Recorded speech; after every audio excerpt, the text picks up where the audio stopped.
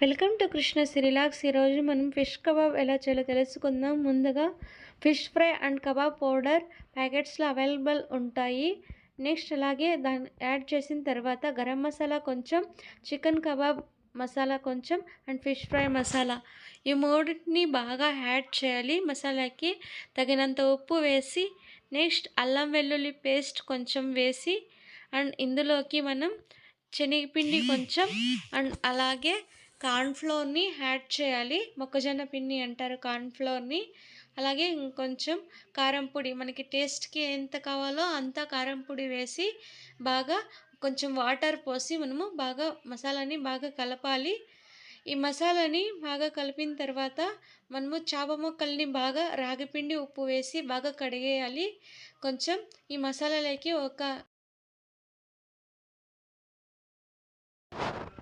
నిమ్మరసం కొంచెం వేశాక మనం మసాలా కలిపి ఈ చేప ముక్కలకు మసాలా అనేది ఫస్ట్లోనే బాగా అంటించాలి.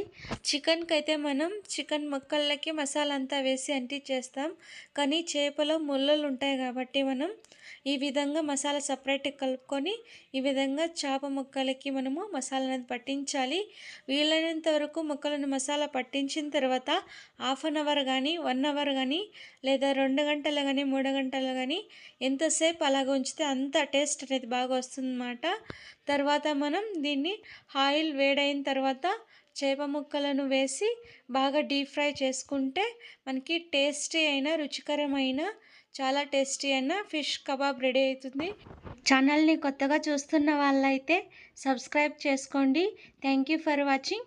Please like, share, subscribe my YouTube channel. Thank you.